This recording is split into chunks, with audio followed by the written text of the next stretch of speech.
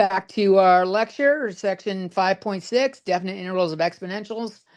If you missed it in the last video, if you live in Tulare, check out Pastry Delight, Portuguese Bakery and Cafe. They sell rolls, they sell desserts, they sell breads, and it's a cafe. You can order sandwiches and stuff like that. It's a delicious place. Tulare and La Spina Avenue in Tulare. Good stuff. All right. Back to definite integrals of exponentials. It works just the same. Now we got limits of integration. Remember, when we have limits of integration and we do a u substitution, we need to change the limits of integration. So we're going to do 0 to 2 of 3e to the 2 minus x dx. We're going to let u equal our exponential.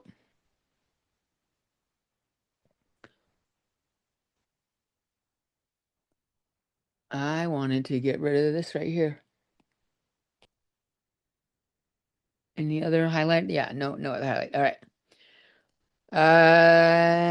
So u equals 2 minus x, du is negative dx.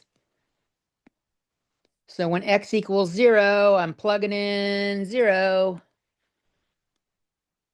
0, 0, 0. U equals 2 minus 0, I get u equals 2. That'll go there. When I plug in 2, x equals 2, I'm plugging it in there again. 2 minus 2 is 0. So I'm going to have 2 on the bottom, 0 on the top.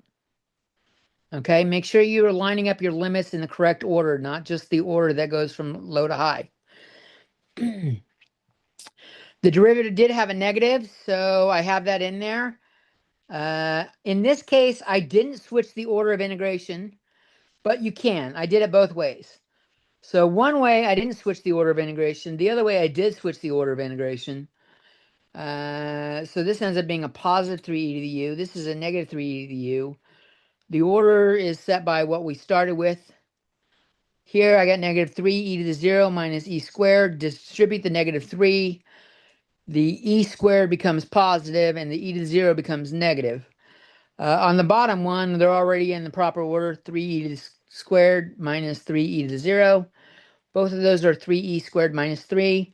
This is the answer I'm expecting to kind of see on your answer. There is no need for this unless you're doing some like engineering or shit like that. But I put it there for those of you that are calculator enthusiasts. I strongly encourage you to lean away from the calculator. Why don't you guys try this one? We're going to do negative 1 to 2 as our limits of integration, e to the 3x dx. Pause the video, give it a try, see what you come up with. All right, I'll assume you did. I hope you set u equal to 3x so that du equals 3dx and dx is 1/3 du. When I plug in x equals negative 1, I'm putting the negative 1 there. I got negative 3. And when I plug in 2, I get 6. So I'm going to go from negative 3 to 6 on my integral. And the dx gets replaced with the 1/3 du. That's my dx. All right.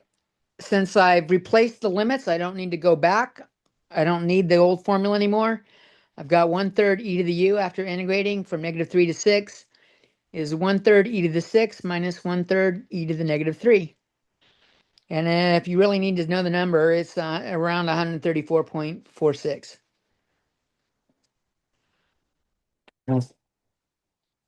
What else do we got? Word problem. Suppose the rate of growth of bacteria in a petri dish is given by little q of t equals 3 to the t, where t is given in hours and q of t is given in thousands of bacteria per hour.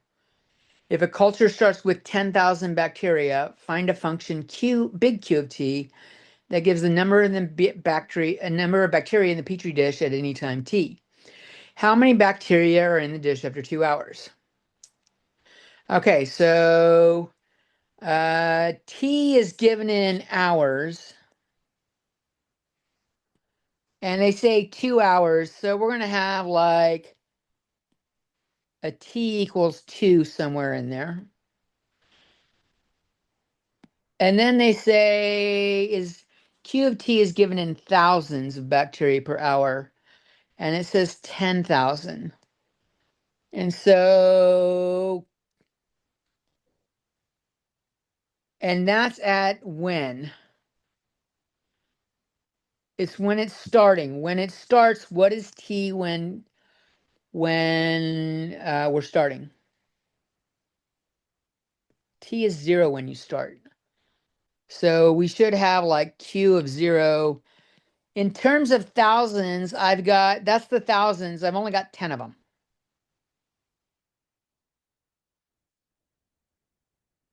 Okay.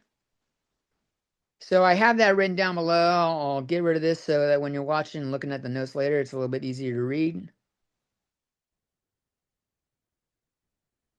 Big Q of T is obviously the integral of little q of T.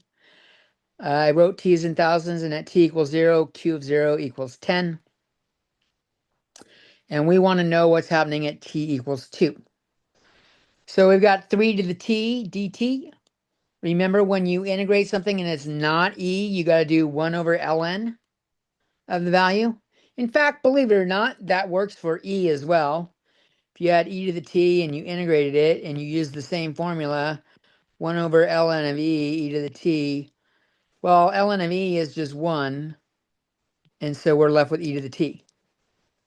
So it works with either way. In fact, maybe they should stop teaching the e to the t one and just teach the regular one and shortcut it to that. All right, so we don't know what our constant of integration is though, so we're going to use our initial conditions to find that. So I went through and I replaced my t with 0. And that, when I have Q of 0, we saw up here, that equals 10, so that's right there. We have an equation. 3 to the 0 is 1. So if I subtract 1 over ln of 3 from both sides, I get C equals 10 minus 1 over natural log of 3. I converted it to an approximate value of 9.08976. If you wanted to leave in 10 minus 1 over ln of 3, you can. In a problem where it's a word problem and having a value makes sense, feels important, it seems like an appropriate time to use a decimal rather than this value right here. This value is meaningless, but this value means something in terms of a word problem. So my Q to the T is, and I calculated 1 over natural log of 3. 1 over natural log of 3 is about 0.91024. All right, so we wanted to know what it was like after 2 hours. So we're going to replace T with 2. At T equals 2, we got Q of 2. That's approximately 0.91024 times 3 squared plus 9.08976. Throw that in a calculator, you get 17.2819. This was in terms of thousands. So what I did is you move the decimal over or you multiply by 1,000 to figure out what that is when it's not in terms of thousands. And that moves the decimal right 3 times. And it doesn't make sense to have 0.9 of a bacteria. So we rounded to the closest whole number, 17,282 bacteria. Okay. Actually, I think I'm going to leave that in there because of the 10,000 bacteria part.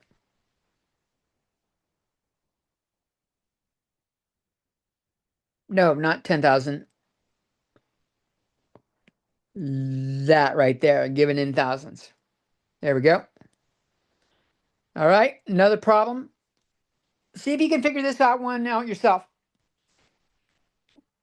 Fruit fly population growth. Suppose a population of fruit flies increases at a rate of g of t equals 2e to the 0.02t in flies per day. If the initial population of fruit flies is 100 flies, how many flies are in the population after 100 days? Pause the video and see what you come up with. All right, I'll assume you did. We are integrating that to get big G of t. And our initial conditions is when t equals 0, g of 0 equals 100. Not in thousands, so it's just in flies per day. It's 100 flies. Maybe I should write that. I'm feeling like units kind of matter here. And I'm being sloppy.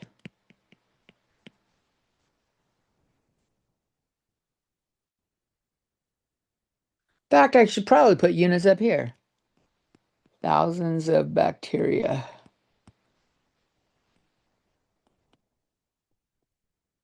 There we go. That's a little, well, the handwriting looks a little sloppy, but the problem looks better. All right, do u sub. U equals the exponent, du equals 0.02 dt. Solve for dt so that when we substitute in our dt, we can replace dt with 1 over 0.02. If you throw that in a calculator, that's actually 50. You're dividing basically $1 by 2 pennies. There's 50 sets of 2 pennies. But I didn't do that. I waited till I plugged it in and divided then. 2 divided by 0.02 is even easier by hand. I got 2 over 0.02. I'm going to insert some more there. We'll move the decimal over twice. I got 200 over 2, which is 100. Don't need a calculator for everything. It's basic arithmetic. Just got to be comfortable moving decimals. And if you're going into calculus, hopefully fractions and decimals are not a problem for you. And if they are, practice them. You're not going to get better at it if you don't do it. And like doing it, the practice may suck, but then you stop needing to grab a calculator for basic stuff. And no one wants to have to grab a calculator for basic stuff. In fact, if you get kids and stuff like that, you want to show them you can do this stuff in your head, and it teaches them they can do it too.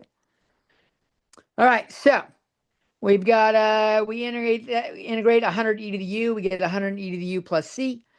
I replace u with 0.02 t. When t equals 0, g of 0 is 100, so we plug that in, and we find out that c equals 0. So g of t is just 100 e to the 0.02 t. How many flies are in the population after 10 days? It looks like Professor Hefe didn't do that. So let's do that right now. We're doing g of 10 equals 100 e to the 0.02 times 10.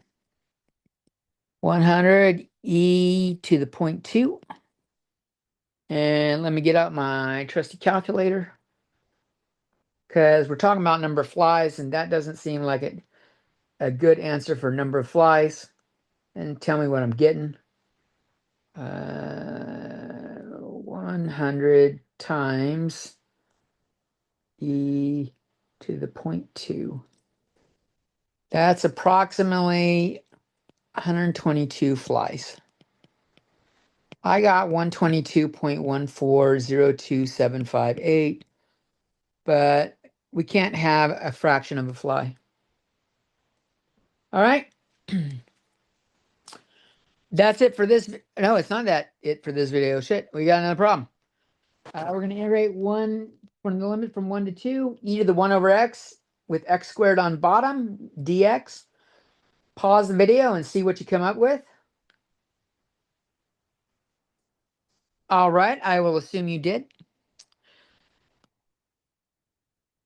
I think it's a little bit easier to treat it as 1 over x squared times e to the 1 over x. And it might make it a little bit easier to see where you want to do your u sub. Usually, if there's an exponent and there's a variable in the exponent, you want to do the u sub on the variable in the exponent. So that's what we did here. We're going to say u equals that. So du, remember, this is x to the negative 1. So when we take the derivative, we get negative 1 x to the negative 2, and that turns into negative 1 over x squared, which is good because we had a 1 over x squared. So that's going to be replaced by negative du. Now, we did have limits of integration, so we're going to change them in. When x equals 1, I'm just putting it in right here. 1 over 1 is 1. And when I put in x equals 2, my other limit, 1 over 2 is 1/2. So the 1 goes on the bottom, the 1/2 goes on the top. I have a negative from the du. I got negative e to the u. Now, here I flipped the limits and multiplied by a negative, which canceled the current negative. So we got the integral from 1/2 to 1 of e to the u, which is just e to the u. There's no plus c. We're doing from 1/2 to 1. We got e minus e to the 1/2. This isn't a word problem, so there's no need to grab a calculator and figure out what that is. Why don't you guys try this one? See how you do.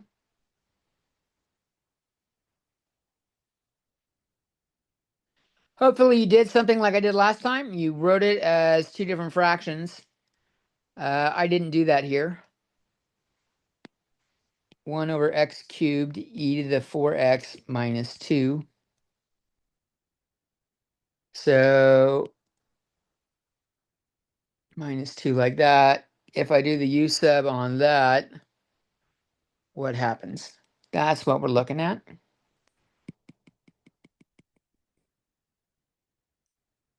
All right. So I do that. You bring the power down, drop the power by 1. I got negative 8x to the negative 3. X to the negative 3 is 1 over x cubed. I divided both sides by negative 8, so I get negative 1/8 du equals 1 over x cubed dx. That will be replaced by that.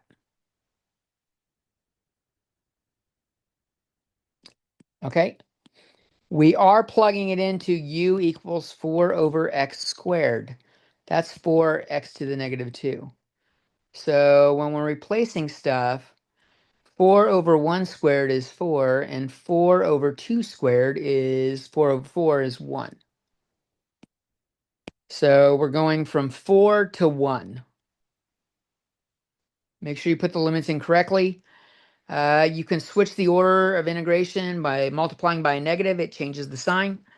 So I've got 1/8 of the integral limits from 1 to 4 of e to the u du. Nice and easy integral, e to the u from 1 to 4. We've got 1/8 e to the 4th minus 1/8 e.